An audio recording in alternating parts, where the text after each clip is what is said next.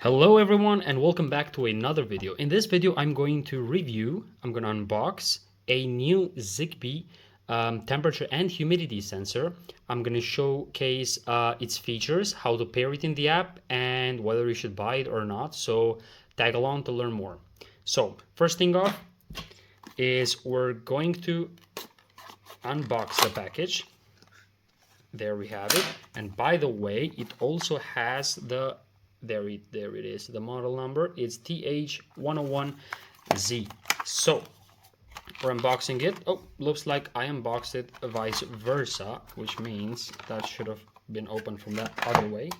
So there we got the manual, and we also have a pin here to reset the device. So we're gonna throw both of them, we don't need that. So there is the device. So I'm going to remove it from the package. So first thing, it has an adhesive, so you can basically stick it somewhere.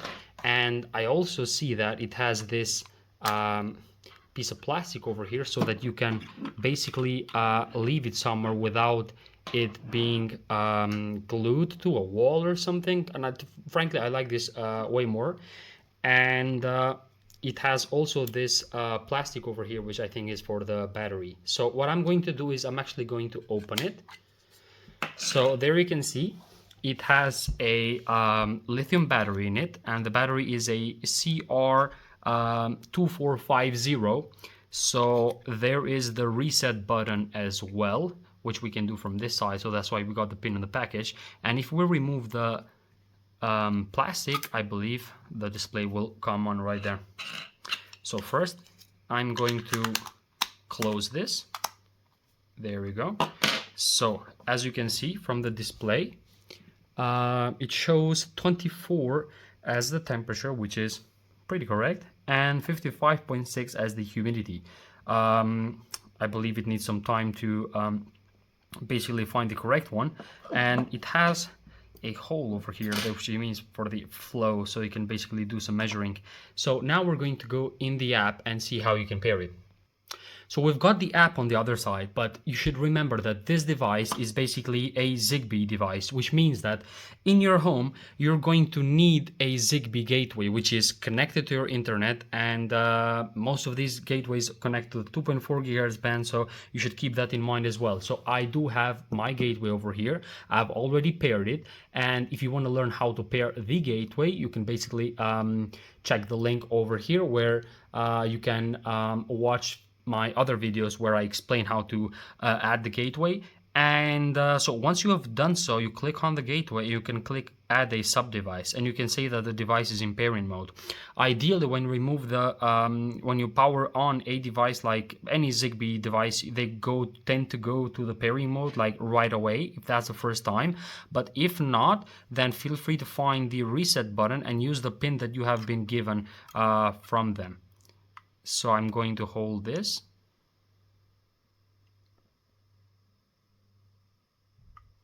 Yes, so as you can see, there is this round thing that was blinking, and after that's done, you can see that the device has been found. So I'm going to click next, and there it is, temperature and humidity sensor. So let's learn more about its features now on the app.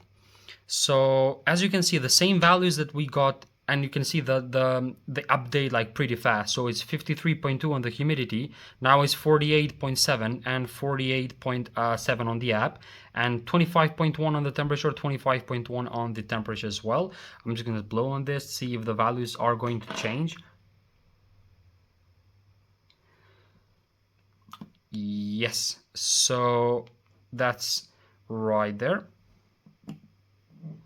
You can see that the temperature over here, it also shows you the values, like the temperature is comfortable and the air is also comfortable.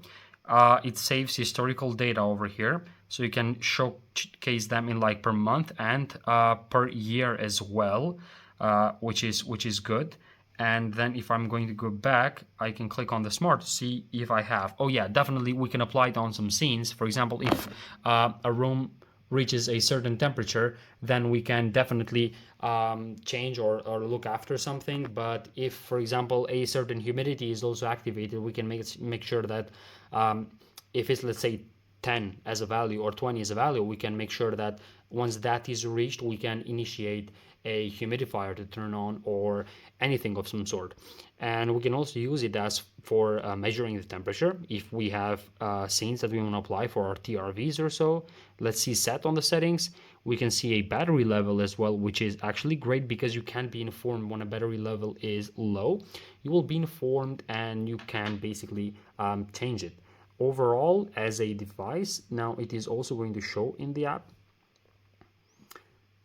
So I think that's about it on the center. So I'm going to gather historical data and basically provide you with even more details on how this device actually works. Thank you very much for watching the video, and let's see